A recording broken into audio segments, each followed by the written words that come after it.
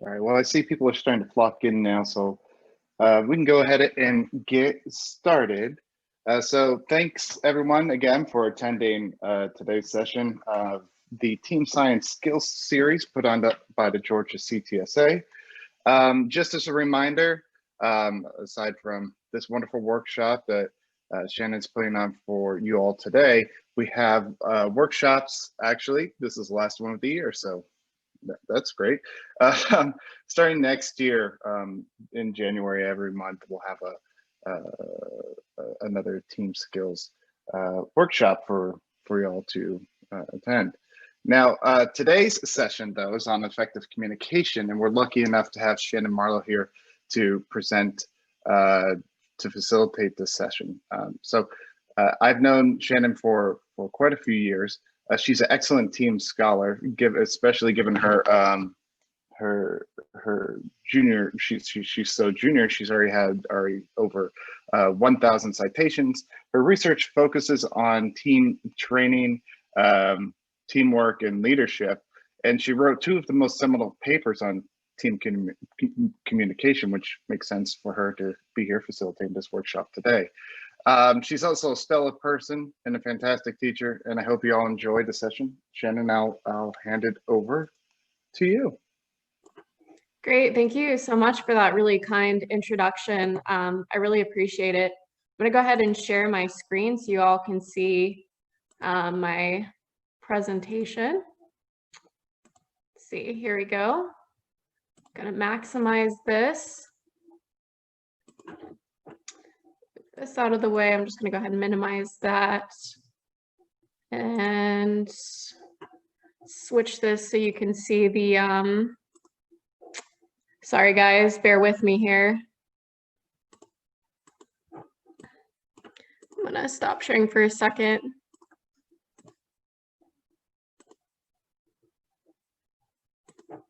Which, first of all, I want to thank you all while I'm wrestling with PowerPoint here.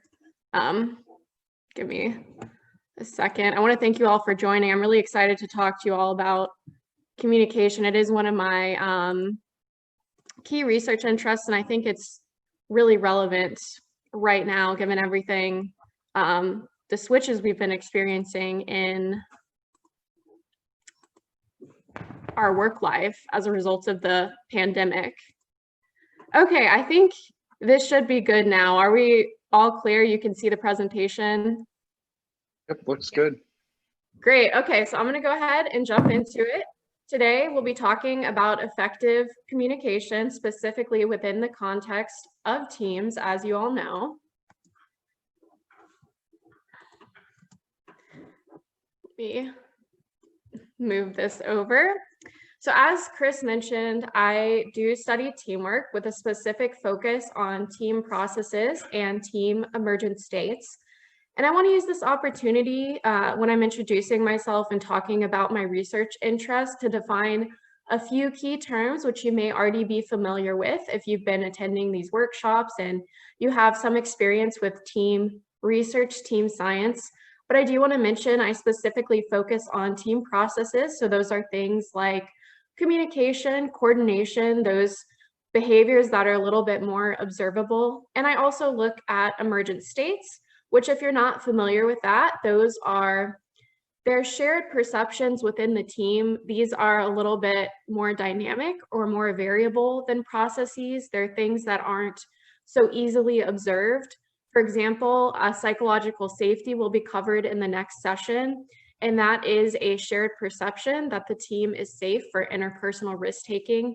I mentioned that specifically because I will talk about emergent states throughout this presentation. Every so often I'll mention them. So I do want to kind of focus on that and let you all know what that is. But I do study those 2 things and they're very relevant to today's workshop. And I'm also interested in emergent leadership in teams. So not so much a traditional leadership focus, but more of a focus on what are the leadership processes or what are the dynamics that allow someone to emerge as a leader within the context of teams. So that's just a little bit of background about what I study, what I do. And without further ado, we're going to move forward and talk about the workshop. So in today's workshop, there are really 3 key sections that I'll be covering, and each section is associated with specific objectives, as you can see here. The first thing I want to talk about is understanding and defining effective communication. And the purpose of this is to describe what is effective team communication and what is not. That's really the key objective. And a lot of this might sound obvious, but there are a lot of things I take for granted, or a lot of things we fail to do when we're communicating with other people, myself included. Even though I'm a team communication researcher, I fall prey to the same mistakes. I'm really going to talk about how to avoid those mistakes and what are the key types of communication that are really effective and important for team processes and performance. And I do want to warn you, I want to give you a heads up, we will have 2 breakout sessions throughout the course of this workshop. Just want to let you know so you can mentally prepare yourself. We'll start with a brief discussion. You'll be put into small groups and you'll have a chance to talk about communication episodes you've experienced in your own life, in your own work throughout the process of working. You can talk about good episodes of communication you've had and poor episodes of communication, and that'll be really nice to tie into the rest of the workshop. So I hope you'll stick around and join in that breakout session. Next, we also have a discussion on the barriers of communication and what can be done to overcome those barriers. And in particular, I want to note we'll be talking about virtual team communication, because I think even before the pandemic, virtual communication has always been a challenge for teams, especially teams that work remotely. But now that the pandemic has happened and now we're all virtually communicating to some extent, I think it's a particularly important barrier to talk about. So I'll talk about virtual team communication, some of the challenges associated with it, and what can be done to overcome those challenges. And I'll also spend a little bit of time talking about information processing failures, which we'll get into what exactly that is, what it means, and how to avoid it. So the objectives here are understanding the barriers and, of course, learning about the behaviors that can promote effective team communication. And there will be a second breakout session. So there are 2 breakout sessions throughout the course of this workshop. They're fairly short. I anticipate spending about 10 minutes in each breakout session, in which will be put into groups for first the discussion, and then second, there's this decision-making activity, which I'm actually really excited about. And I think hopefully you'll enjoy it, and it's painless because it is really relevant to what we're talking about and might illustrate some of the processing failures that groups are prone to, or some of these barriers that prevent effective communication. And finally, I'll end by discussing the key points of the workshop, and there will be time for questions. All right, so we're going to jump into it, and we're going to talk about what exactly communication is and the key types of communication that are really important for team performance. As far as why team communication is so important, it sounds obvious, and you probably can think of several reasons why communication is so integral for performance, for processes, but a lot of times things that sound intuitive or obvious aren't necessarily true. But in the case of communication, there is a lot of strong evidence supporting its relationship with performance and other team processes. And not just particular team types, across different industries, different types of teams, we know that team communication is really important for performance, regardless of what the team is working on. And this is true for different levels of interdependence as well. So even if you're in a team with a low level of interdependence, and what I mean by interdependence is, simply said, the degree to which you depend on your team members to complete the task. So if you have a low level of interdependence, you might not need to meet with your team members frequently. You kind of independently work on your different sections of the task. Or if you have a more interdependent team, you work more closely together to finish the task. Communication is still important. Regardless of the level of interdependence, you still need to have effective team communication.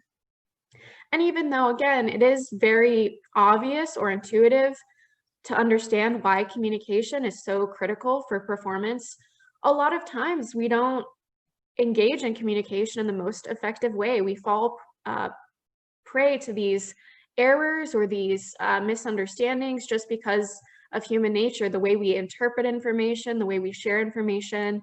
There are biases that can prevent effective communication. So it's really important to talk about how to avoid those problems. Defining team communication, I want to emphasize here that this is an exchange of information, not just occurring through verbal means, not just face-to-face meetings or over the telephone, but also nonverbal channels as well. When you're sending an email to your team members, that's still team communication. We'll be talking more about that in just a second. I do want to have you all join the first breakout session here just to kind of spark some discussion, get you thinking more critically about communication when I start talking about it in more detail. And in this discussion activity, you'll be assigned to groups. I'd like you to think about communication experiences you've had in your own work life, or maybe even your personal life, whatever the case may be, where you've had, first of all, a really ineffective experience with communication. This could have been some kind of misunderstanding, some kind of miscommunication, or maybe somebody thought you received information, but you didn't, and it led to some kind of breakdown or mistake. So I'd like you to talk about what could have maybe been done to prevent that miscommunication or that misunderstanding, what strategies maybe would have stopped that miscommunication or that ineffective communication from happening. And I also want you to spend some time talking about an effective episode of communication. So were there mechanisms in place that led to this particularly good episode of communication that allowed you to perform effectively? And how was the communication used in the moment? What was done that helped you perform better? How did communication contribute to better performance when you had that really good experience, that really good episode of communication in your team or with your colleagues? So I do want you now to have this breakout session. I'm going to stop sharing for a second so I can see you all. I think we have Lauren's going to help us by assigning you all to teams, and you'll be able to talk about these experiences you've had, and that's going to really tie into the rest of the workshop.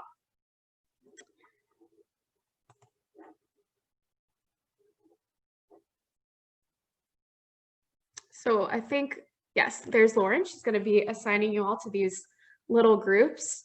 And I know maybe not everybody came prepared to talk, but I think one really nice thing about presentations or workshops is this interaction component. We know that's really important for learning. So I'm going to have you all have a little bit of discussion, and then we'll come back to me and I'll talk a bit about the specific types of communication that are really important and critical for performance. Oh, great. Okay. I hope you all found that discussion beneficial. So are you able to see my screen? Okay. So if anybody feels like sharing, no pressure, but if anybody had anything that really stood out to them, maybe we could have somebody talk about if any themes emerge when you're talking about poor communication or good communication. This is Kelly Stout. I'll just share our group. First of all, effective listening and repeating what you think someone has told you to confirm what they said is always a good practice. That way you can assure that if you've misunderstood it, they have the opportunity to correct your understanding immediately. So that was one thing. And then we talked a lot about some misunderstandings related to email communication, which is so frequent, especially now. And, you know, going back and rereading what you've written in an email before you send it to make sure that it clearly reflects what you want to say. And looking at the language that you use in an email can be important. You know, sometimes some of us, like myself, who are more direct, it can be read and taken in a way that is, you know, more negative by other people. So adding softer language, adding, even just terms like please and I appreciate your help and thank you can really go a long way in helping to more effectively communicate things to people and to prevent sort of negative reactions. Those are all excellent points, and they actually tie into some of the things that we'll discuss in a little bit. And I'm going to go ahead, just for the sake of time, I'm going to go ahead and jump back into the workshop. But thank you so much for sharing, and I hope you all found that beneficial, and hopefully a lot of what you talked about will be relevant to some of the rest of the workshop. So I'm going to go ahead and start by talking about what is not effective communication, and then I'll highlight some forms of communication that are particularly effective for performance and other team processes. But one thing I do want to note is that more communication is not always better. A high frequency of communication is not always a good thing, and high quality communication is the most important thing for performance. There's evidence pointing to that. And I'll talk about exactly what high quality communication means in a second. But if you're receiving too much communication, and this could be just a really long email, or maybe even having a lot of different meetings, that's not necessarily going to lead to more effective performance. Having more meetings isn't going to be a good thing necessarily. Because if you're receiving a lot of information, when we're trying to understand what's being shared with us to process that information, it can be hard to pick out the things that are really critical or really important if there's too much of it. And in fact, the relationship between frequency of communication and performance is U-shaped, meaning that if you have too little or too much communication, that can hurt performance. You really want an ideal amount of communication that's not too much, but not too little, and focus on quality. And what I mean by quality of communication, I'm going to talk about these different forms of communication that evidence points to as being particularly important for performance. And these are interrelated. By engaging in one of these types of communication, you could be engaging in these other types of communication to some extent. They all fall under the umbrella of team communication, but we do know that they are important for performance. So I do want to highlight them as high quality communication. The first one I'm going to talk about is knowledge sharing. And this is basically sharing your expertise or your knowledge with your team members. And this can take the form of just letting them know something that they don't know, teaching them how to do something, or even just sharing a resource. And most of my examples, I'm in academia, so most of my examples will be academic. But for example, if I'm trying to learn a new statistical analysis, or I'm trying to learn a new program, if my colleague or a team member sends a PDF over that might be helpful, or if they send me a link to a website or they recommend a textbook, those are all examples of knowledge sharing. And as you might imagine, that can help performance because they're sharing information that is oftentimes directly relevant to the task. And this could also take a more involved form where you meet with somebody and you kind of walk through how to do something step by step, but it could also be as simple as sharing a resource. Another thing that's really important for performance, and I think this is one of those things that's easier said than done, is openness of communication. And this is really having honest and open communication with your team members and being willing to be vulnerable to some extent. I talked about this idea of psychological safety at the beginning of the workshop when I was talking about my research interests, because that's really relevant here. And actually this will be covered in a future workshop. But psychological safety is a shared perception that the team is safe for interpersonal risk-taking, being willing to be vulnerable to some extent with your team members. And that's really important for this openness of communication behavior that I'm talking about right now. So you have to have some level of comfort with your team members to feel comfortable speaking up about something you disagree with, for an example, or asking a question and demonstrating that maybe you don't know exactly what's going on or you don't fully understand something. Sometimes you don't feel comfortable doing that in a certain setting, but being willing to engage in those behaviors can show to your team members, this is a norm in our team, it's okay to do that, it's acceptable. Modeling that behavior can show that it is okay to do that and maybe promote more openness of communication. But again, it is one of those things that's easier said than done, but we do know openness of communication can really help with performance because if there is this sort of groupthink going on, if one person does speak up and point out something maybe in a more critical way, it can be really helpful for stimulating more critical thought of what you're doing and maybe rethinking the approach. Another form of communication that's really important for performance, and in fact, evidence suggests that this might be one of the most strongly related things to performance, is information elaboration. Okay, so what does information elaboration actually mean? This is simply said, the degree to which information is shared and elaborated on with team members. But explaining it in more detail so you have a more concrete understanding of what this looks like, it's when you receive information from your team members and that changes your understanding in some way.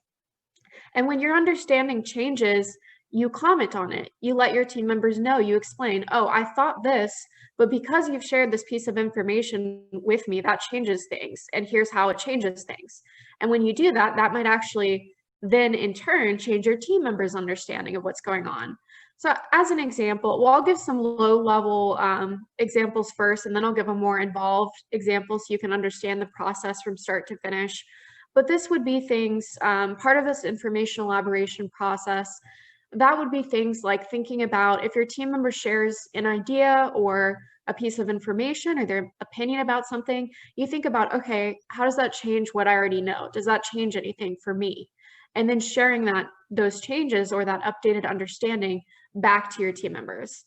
As an example, again, I'm thinking from an academic perspective, so this will be an academic example, but if I'm working on a paper with a few colleagues and I think that the paper has a 40-page limit, and then my colleague tells me, oh, it's actually 35 pages, that might change the way I'm approaching my task or the pieces of the paper I'm working on. So maybe I'm working on the discussion section, and when I find out that the limit is actually 35 pages, I say, oh, well, actually, I'm going to cut this part of the discussion because we don't have the space for it. It's probably the least important thing.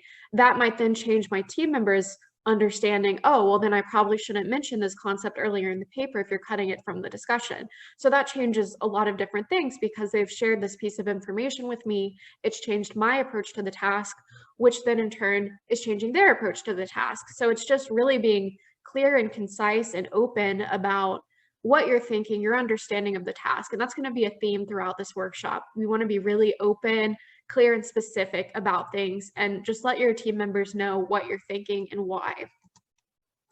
Another thing that's really important, which actually we came up earlier in some of your discussions that we were talking about, is closed loop communication. And this is basically closing a loop, closing off a conversation, ending things. So confirming receipt and understanding of information. And there's a lot of information specifically on healthcare teams showing that it's really important demonstrating this behavior. And this can be as simple as just responding to an email, especially if we're talking about virtual communication, where you don't have those natural organic indicators that usually happen when you're talking to somebody face to face. If you're telling them something, people might nod or they might say, oh, okay. But when you're emailing somebody, oftentimes people just don't respond. So you don't know if they've received the information or they understood it. But just simply replying, okay, or got it, or understood to an email can take care of that.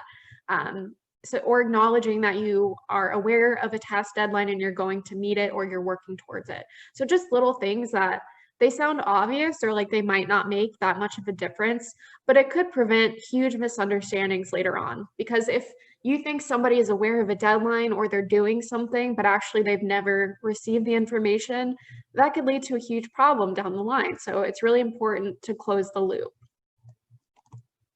The last form of communication I want to highlight as particularly important for performance is reflexive communication.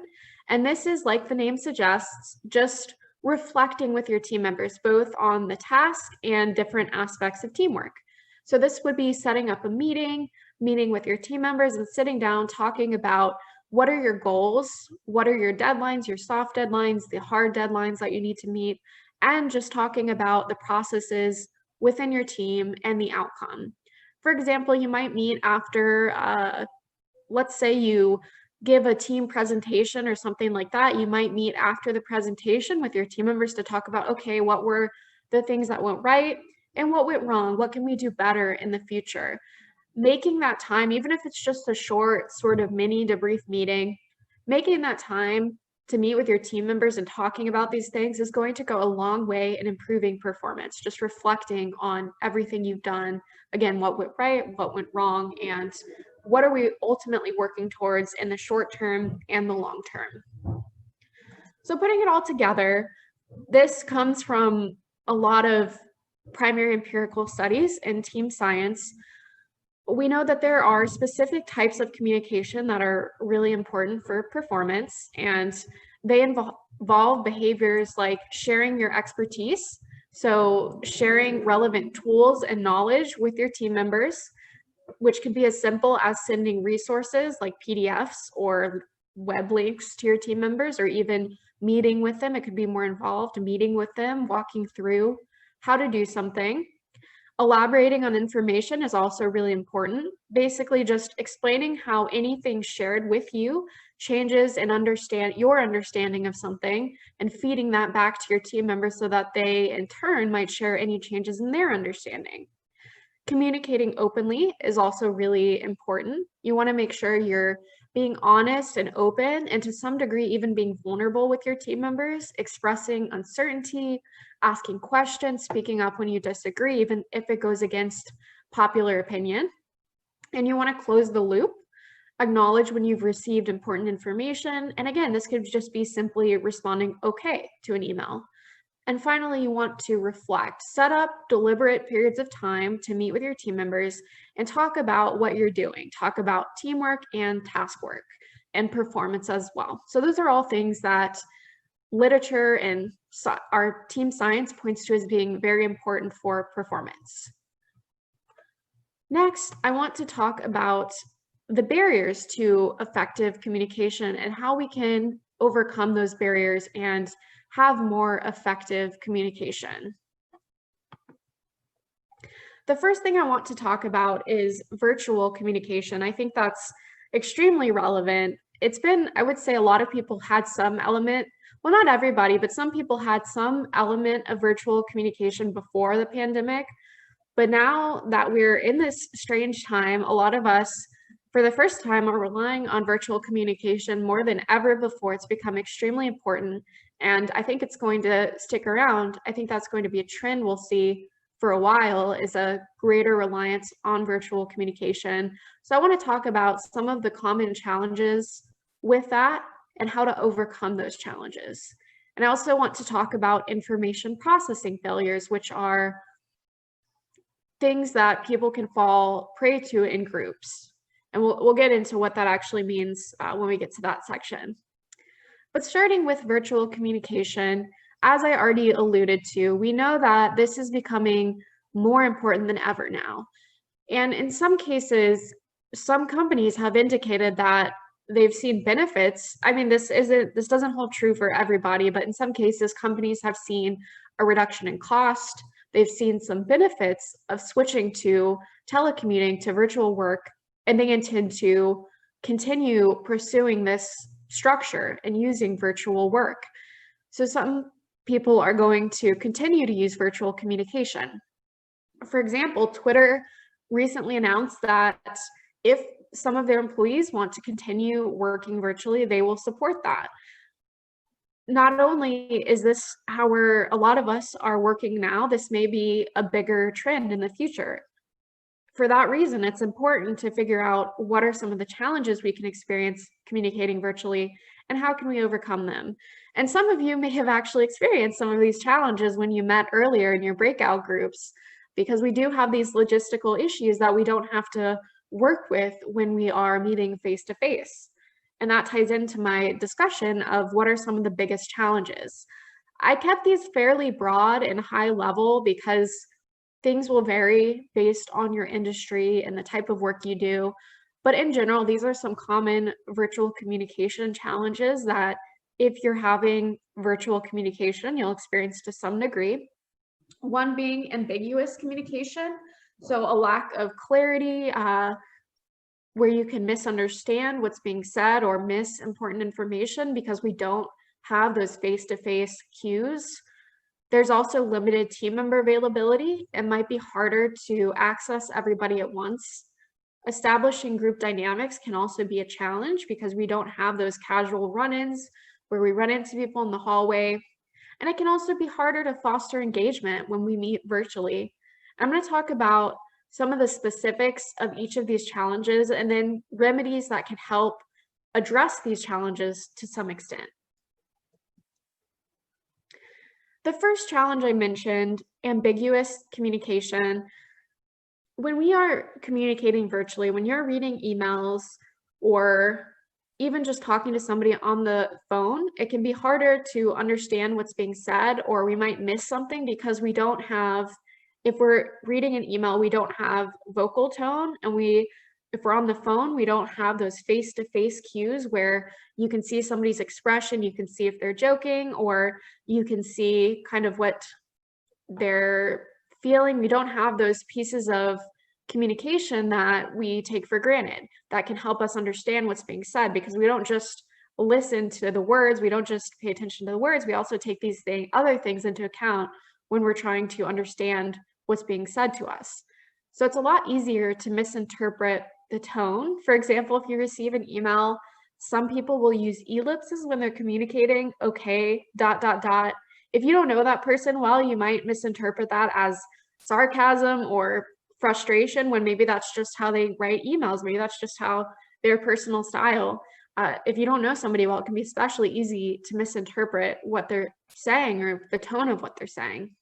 Again, we don't have those cues, those nonverbal cues that are so critical for communication. So it's a lot easier to misunderstand what's being said. As far as how to address these challenges, some of these remedies might seem kind of obvious, but I think a lot of times, again, it's easier said than done. We don't always do these things that we know would be helpful. I just want to highlight them and really emphasize these as ways to get around that ambiguous communication, that ambiguous virtual communication. One thing that's really important is scheduling real-time communication over video conferencing would be the most ideal, because you do get the benefit of both the vocal tone and those nonverbal facial cues, things like that. If you're going to have a sensitive or lengthy discussion, you really want to make sure that you schedule real-time communication. Don't have those discussions over email. And even just checking in occasionally is a good idea. And I'll talk about that a little bit more in some of the additional challenges, but having those occasional check-in meetings in general is really important with your teams. Again, you also want to close the loop and make sure you acknowledge when you've received important information, you understand deadlines, you understand critical information relevant to the task, things of that nature.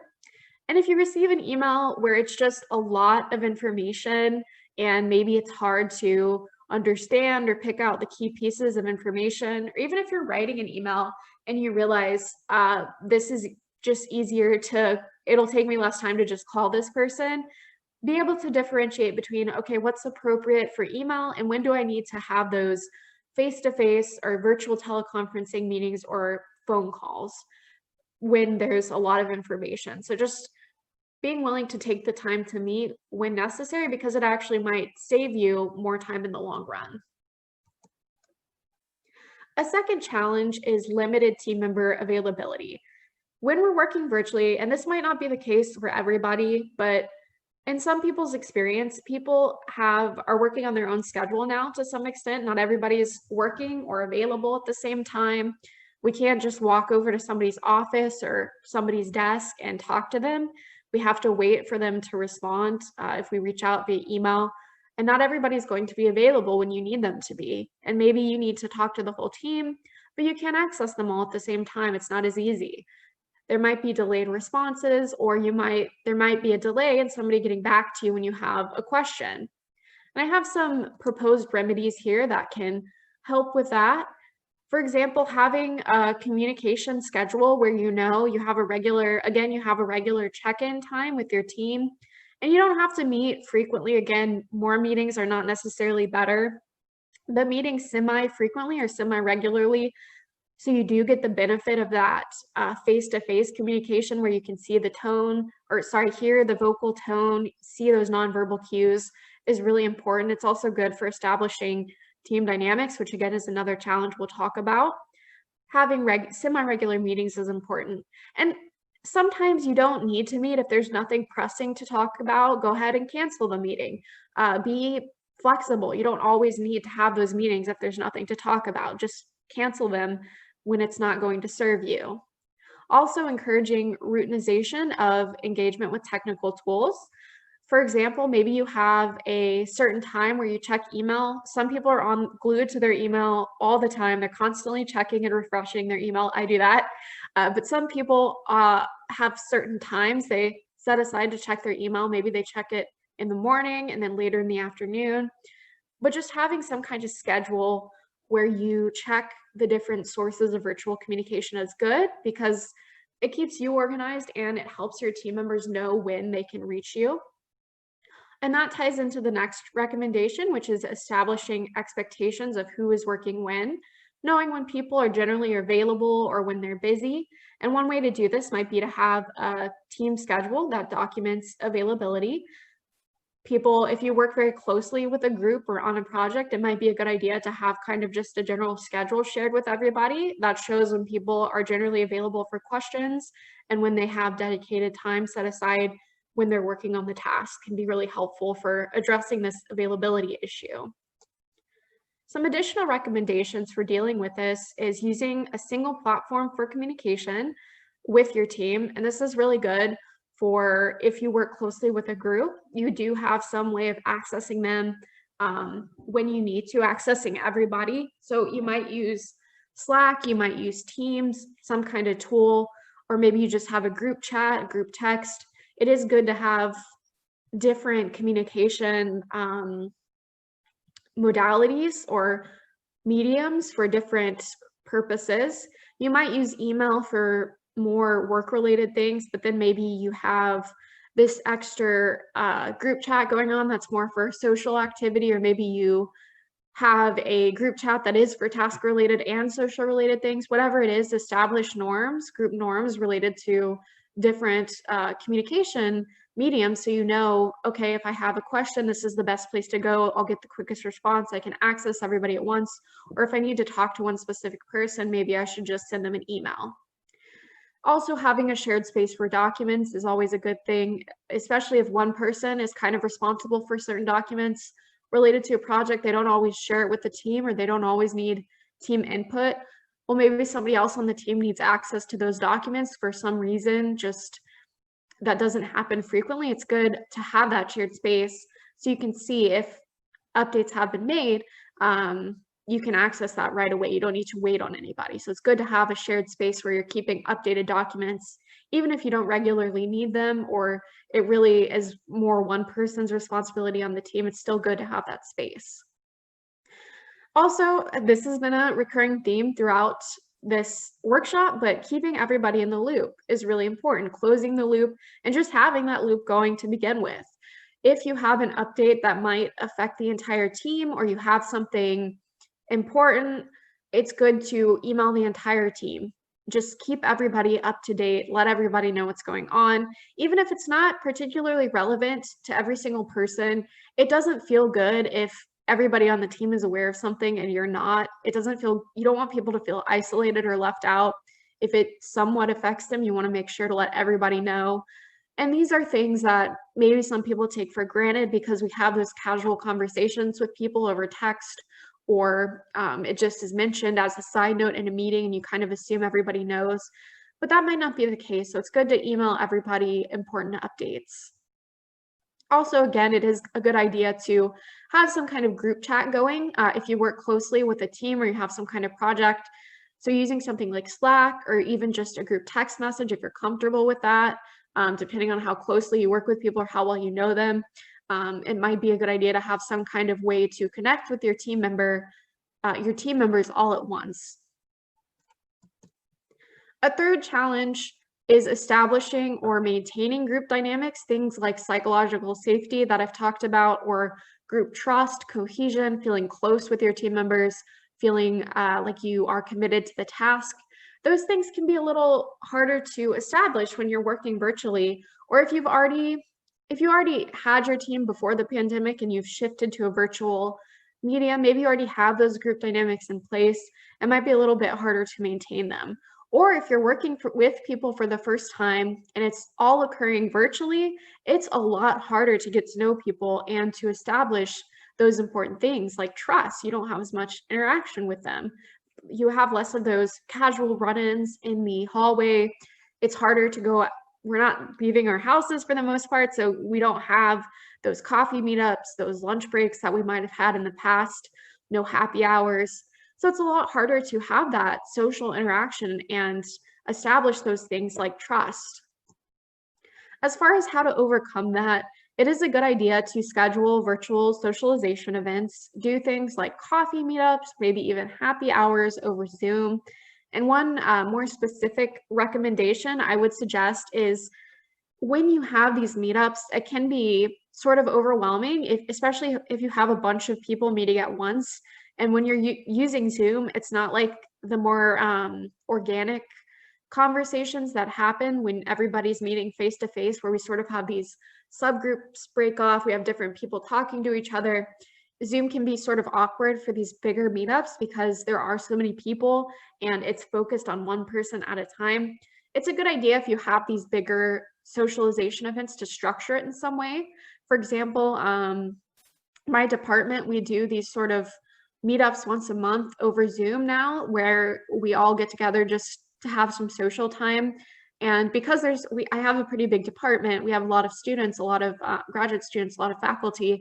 How this is typically structured, somebody will usually come in. The first time we met, my department chair came in with a COVID discussion list just to kind of structure it a bit and keep things more focused, because it is a little bit harder when you're managing a bigger group of people. Or last time we met, we did some sort of game and we try and give everybody a chance to talk, try and, if nobody said anything, ask them questions, just try and be cognizant of using this bigger format. It can be a little chaotic, so it's good to come in with some kind of structure and make sure that everybody has a chance to talk.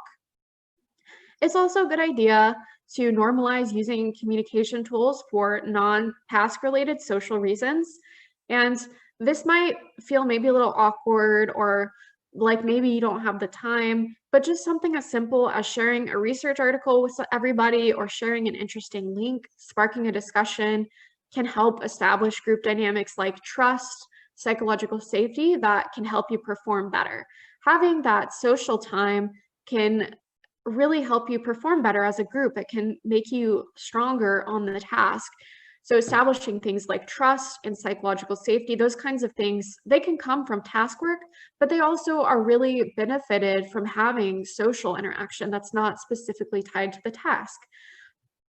Just sharing interesting links or sparking a discussion can go a long way towards improving performance, especially in this virtual format where it is harder to establish those things.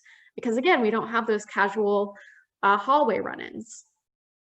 Another thing, and you may have experienced this yourself when you were meeting with your group members, it's harder to be engaged during meetings. It's harder to feel engaged during meetings because, for example, it can feel like you're screaming into the void, you're talking into a void when we're meeting virtually. People might be muted, they might have their videos turned off, which no shade if you're doing that. I do the exact same thing when I call into big meetings. But because of that reason, it's harder to feel engaged. There's less accountability for it. You have more distractions. For example, my dog's around here. I'm really hoping he doesn't crash this meeting. He's been good so far. But we do have these distractions and other things going on, so it's harder to be engaged. As far as how to address that, of course, we have logistic issues, which there's only so much we can do, but there are some steps we can take to help people feel more engaged or just to increase engagement in general. And the most important thing I'll emphasize is structure. You want to be really clear and specific when you do have meetings about why you're meeting. If you have a lot of things to talk about, it's a good idea to have some kind of agenda, have some kind of schedule that is structuring or guiding the meeting. So you're really making sure to talk about key things, get things done, you know why you're meeting. It's also a good idea after you meet, if there's a lot of people in the meeting, if you're talking about a lot of things, you can assume some people are going to miss important pieces of information. And to deal with that, to address that, just send out a midi debrief email. Send out an email explaining, okay, these are the key points I wanted you to walk away with. These are the tasks that need to be done. This is who is doing what. These are the responsibilities of everybody, and these are the deadlines. Just sending this email can really help make sure that nobody misses important pieces of information. It's also a good idea to prepare meeting notes before you meet to guide the discussion, because when you meet, you might get overwhelmed. It might be kind of chaotic. So just jotting down a few notes about, okay, I need to make sure to talk about this, this, and this can go a long way in helping people stay on task and fostering engagement when you're meeting. And now I want to warn you, we do have the final breakout session coming up. I hope you'll stick around for it, because I think it's going to tie into the final barrier we're talking about very well. And I think it'll be interesting. And you'll be working on a decision-making activity. Before you start getting broken out into groups, I want to briefly talk about the instructions. Basically, you're going to be assigned to groups of 3, and you'll be meeting about making a decision about selecting a candidate. And I want you've been given a lot of attachments before this meeting. I want you within your team to pick a role. You'll be either manager A, B, or C, and I want you to only refer to the materials associated with that role. So if you're manager A, only refer to the instructions labeled manager A. And if you have, in some cases, there should be 3 people on your team. If you have 4 people on your team, 2 people can share a role. 2 people can be manager A, for example. Then 1 person would be manager B and 1 person would be manager C. I want you to read the instructions and work together to make a decision. And hopefully you'll find this beneficial and helpful. So I'm going to stop sharing and let Lauren go ahead and assign you to these groups. But I think you'll find this hopefully really beneficial and relevant to the rest of the workshop.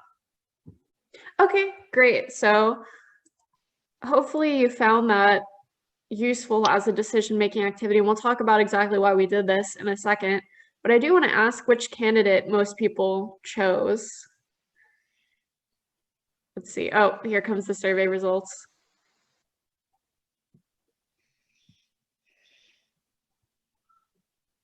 It looks like candidate A is very popular.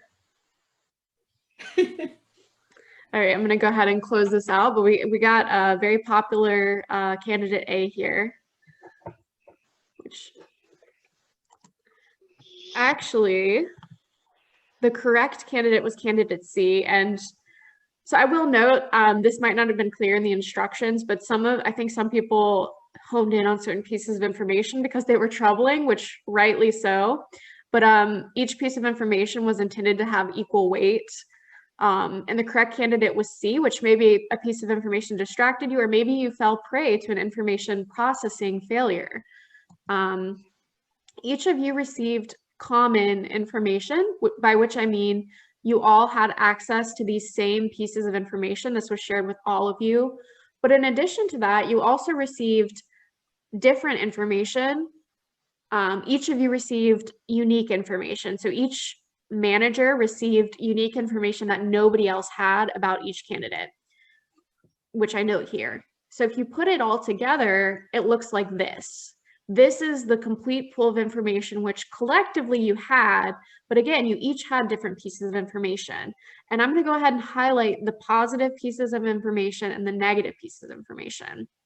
You can see here that candidate C actually had a lot of positive pieces of information associated with them, but that might not have been clear to you because again, the information was distributed throughout the team in such a way that you all had different pieces of information. And a lot of times people don't choose the candidate with the most pieces of information associated with them, the most positive pieces of information associated with them. As to why that is the case, it's called an information processing failure, which ties into my next bit of the workshop, which is talking about this final barrier I want to highlight, which is an information processing failure. If you don't know what an information processing failure is, first of all, I want to mention that teams are often thought of as information processing systems in the literature, meaning teams often are, each person on the team comes with different pieces of information, and the team has to work together to make sense of all that information, to pool it, and to make optimum decisions or to figure out how to move forward in the task. And even if you use all those effective types of communication I highlighted in the beginning of this workshop, you could still fall prey to these information processing failures. And an information processing failure is formally defined as a distortion in the exchange of communication about or elaboration on information due to leaving out important information or a biased focus when evaluating information. In other words, you're not sharing those uniquely held pieces of information that might be relevant, or you're focusing the discussion on stuff that's not super relevant or is not the most important or critical to the decision. And going into specific types of information processing failures, I'm going to explain these 3 failures in more detail and then highlight remedies to overcoming them. One is failure to share or discuss relevant information. The second is failure to elaborate and examine implications of shared information. And the final one is failure to update or alter prior conclusions about current behavior. Talking about the first one in more detail, this failure to search for and share all relevant information, I've listed out specific ways that this can manifest. The first one is called the common knowledge effect.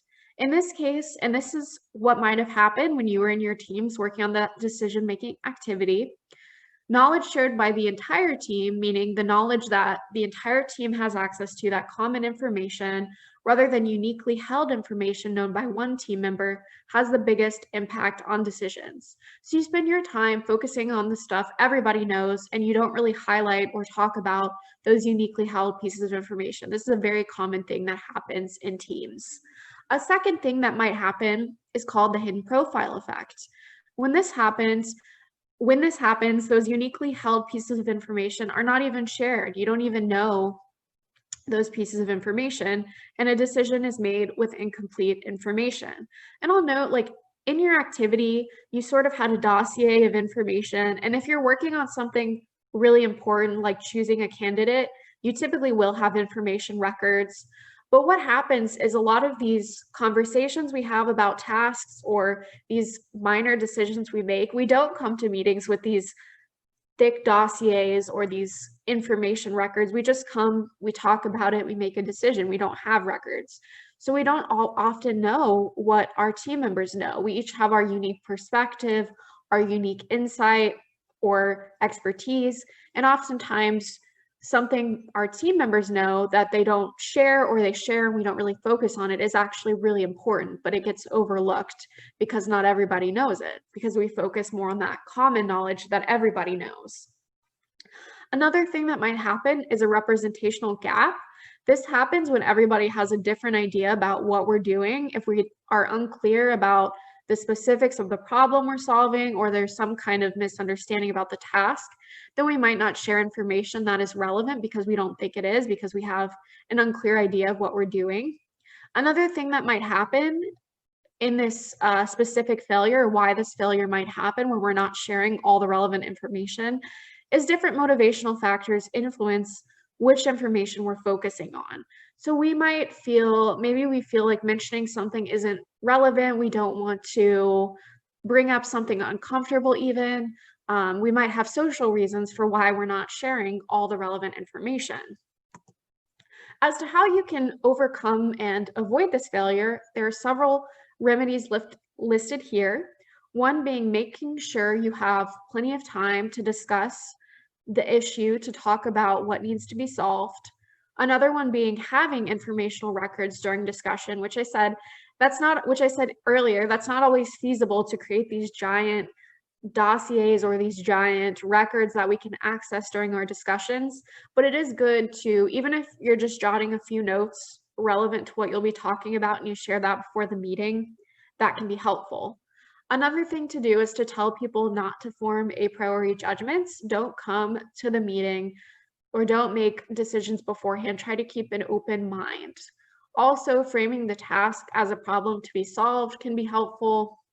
The way you frame your discussion, the way you frame your decisions can be really helpful in motivating people to share everything they know, to really think about it as a problem-solving task and really make sure they're pooling all the relevant information, they're thinking about it in a critical way. Also, assigning roles associated with the information distribution, by which I mean maybe in your team meetings, you always have that one person who plays devil's advocate. If that person isn't there or you don't have that person, make sure that you're asking those critical questions. You're coming from it from the other side, from a different perspective. You don't all want to fall prey to this group thinking or decide on something everybody agrees with just because everybody seems to think this, so it's easier to just focus on that. You want to make sure you are asking those critical questions, coming at it from a different side. And that falls into the final recommendation for addressing this specific information processing failure. Make reflection and critical thought a norm. Make this a part of your team, make it a normal behavior. Play that devil's advocate role, make that normal. Don't think about it as an uncomfortable thing, just make it a normal thing that happens in your team and no hard feelings meant. A second failure that can happen is failure to elaborate on and analyze information. You might share the information, you might be aware of it, but you might not think about it in a really critical way that you need to make the best decision. One reason this might happen is the way that the conversation or the decision is framed. If it's framed in a positive way or a negative way, that's going to influence how you think about it. For example, again, all of my examples are academic, but if you're in a department meeting and you find out your department has a surplus, if it's framed as, oh, look, we have this extra money, what should we do with it? Versus, oh, we scraped together this extra money, we need to be really careful, what can we do with it? That's going to potentially result in different suggestions. And that's kind of an extreme example, but just the way you frame things can lead to different outcomes. Heuristics, this is just a natural human thing, the way we think about information, the way we process information. We rely on these rules of thumb. For example, the anchoring bias. This is when the first piece of information mentioned, you tend to spend the most time thinking about that, talking about that, and it kind of anchors the rest of the discussion or influences the rest of the discussion. That's just a natural thing that happens, but that might mean that you fail to really think about other pieces of information that are also relevant. And finally, another thing that might happen is this illusion, these positive illusions, which are defined formally as enduring systematic distortions of reality. Well, what does that mean? A lot of us at the individual level, but also at the team level, we fall prey to unrealistic positive self-evaluations. We spend more time thinking about our good qualities or our good performance as opposed to focusing in on the negatives. And that's not true for everybody, but at the team level, we might fail to think about mistakes we've made in the past. We might spend more time thinking about things we've done right, which might make us make riskier decisions because we have this sort of misplaced or inflated sense of worth or evaluation of our performance. As to how to overcome that, there are 3 remedies I've listed here. One being making sure you're grounding decisions in data. Make sure that your decisions have clear rationale, or you've sort of made a list of the pros and cons, and you have clear pieces of information supporting the decision you made. Also present decisions and ideas as statements that should be verified as true and critically assessed. When you're making a decision, frame it in a way that you can question it, it can be verified, it's grounded in data essentially. And also make sure when you're coming to these discussions, you're balancing advocacy and inquiry, by which I mean, it's okay to make a decision and feel sure or feel that you're making the correct decision. You can come to it advocating. For example, if you're trying to select a candidate, if you're having a meeting about selecting a candidate, evaluating candidates, again, from my own personal experience being on a faculty search committee, it's okay to come in and make a decision and advocate for that decision, but you also want to make sure that you are engaging in inquisitive behaviors. You're asking questions, you're critically thinking about why this is the right decision, and thinking about, okay, well, what if I made this decision? What would the outcome be? Would it be a better outcome? And the final information processing failure I'm going to talk about is a failure to revise and update conclusions. And there are a couple of reasons why this might happen. One being habitual routines, or a failure to question the current course of action and update the usual approach to problem. This is, we've always done things this way. We don't see a reason to change. This is just how it is. Or social entrainment, in which previous patterns of work influence future patterns, even when circumstances change. And as an example, again, an academic example, but if I work with a couple of colleagues on a paper, and then we decide to work on another paper together, maybe our first paper we targeted a very empirically rigorous journal. It's really focused on methods. So we spent most of our time focused on the methods and the results, making sure they're clear and rigorous. But then we decide for our next paper to focus on more theoretical outlet. In that case, if we focus on what we did previously, if we just continue to work the way we always have, or we did for that previous paper, that might not be appropriate. We might need to focus more on theory. We might need to change up our approach. So make sure you're not getting entrained in these previous patterns of work with people you've worked with in the past if the circumstances change. Another thing that might happen is escalation of commitment, where you make a decision and somewhere along the way it starts to become apparent it wasn't the best decision, but you've made this decision and you're gonna hold on to it. You're gonna go down with the ship. This might even be sort of a sunk cost fallacy, where you think about all of the time and energy you've put into this commitment or this decision and you don't want to change at this point, but that can lead to a poor decision. So that's also something you want to try and avoid. And finally, confirmation bias, which everybody's probably familiar with, but basically it's when you are seeking out evidence or assigning more weight to evidence that supports your views, your ideas, instead of critically looking at both sides. And I think one very relevant way that we see this play out is politics. I'm not going to talk specifically about political views, but right now in the United States, there is this very big divide between the two different parties. And I think a lot of that is driven by confirmation bias.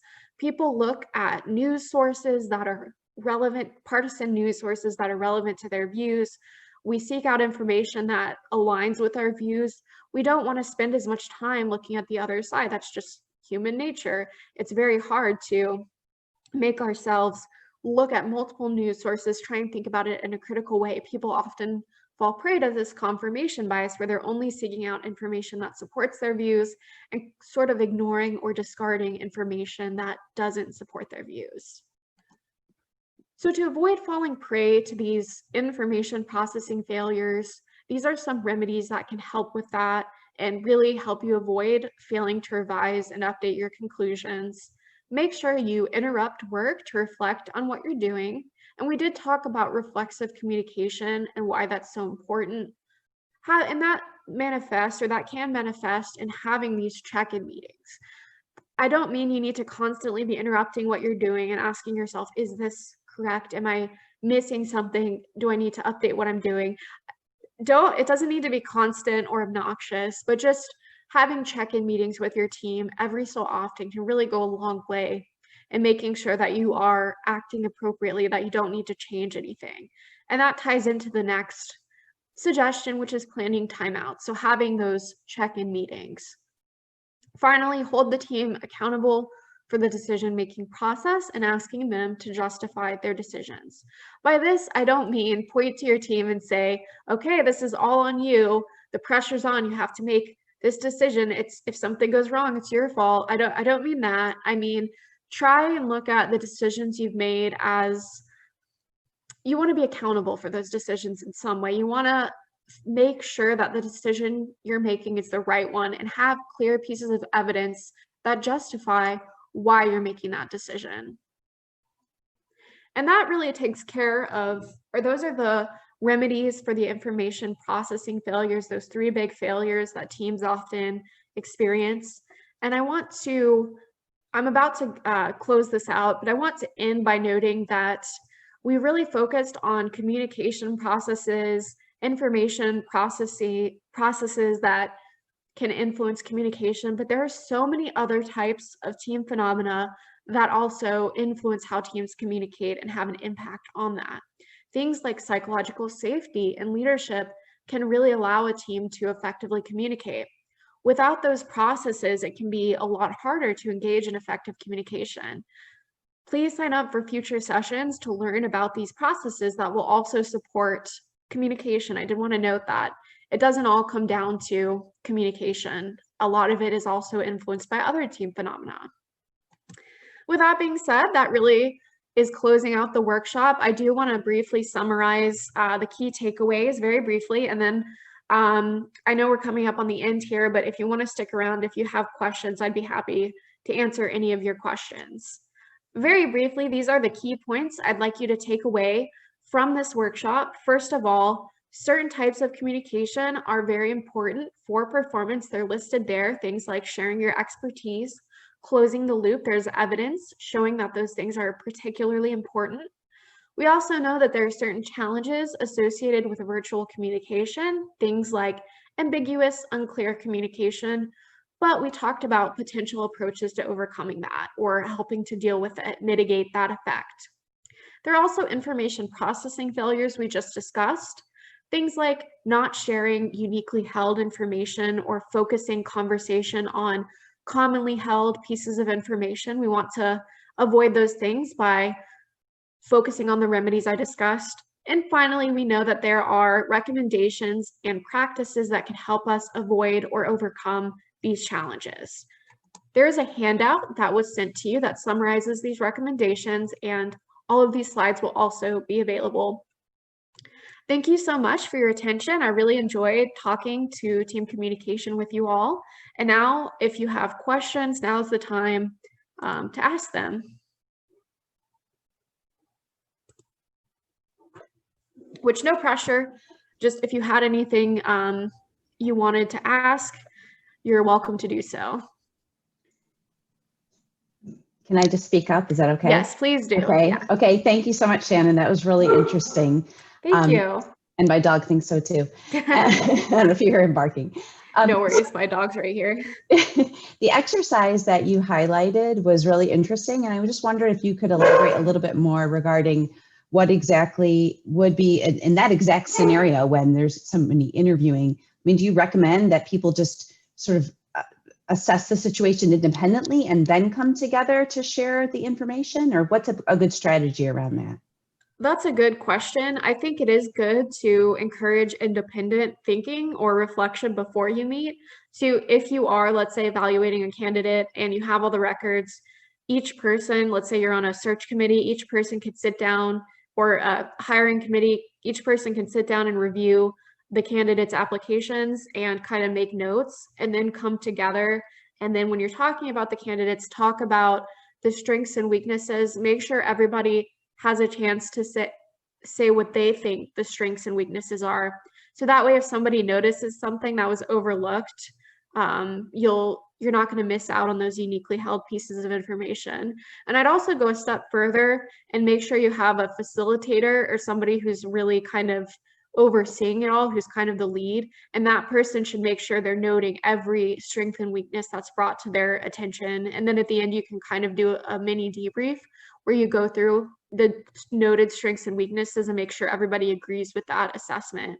And that would be a good time to use screen sharing if you're meeting virtually, things like that. Hey, thank you. Yeah, thank you. Any additional questions? You can also follow up with me on email. My email is listed in the slide, which will be available to you. So you're welcome to reach out via email. Yeah, I've enjoyed this. May I have a question? Yes. I have a question. Yeah. You mentioned that the slides will be available. Mm-hmm. Will those be posted somewhere where we can find them? I think I'll ask Lauren, but she might just send out an email if that works. Yeah, so this will be emailed to you. Thank you so much. This was very helpful. Thank you.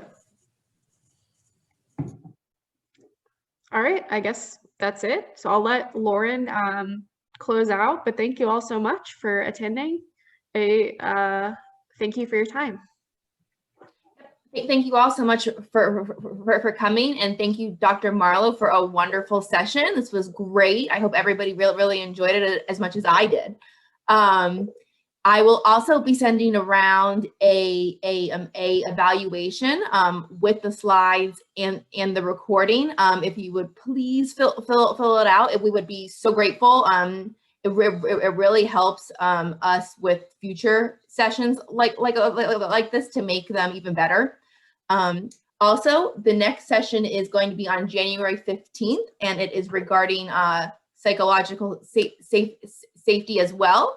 So if you want to go and sign up for that, it is open now. Thank you all again. Thank you so much. Goodbye. And again, please reach out to me if you have questions. So thank you and goodbye.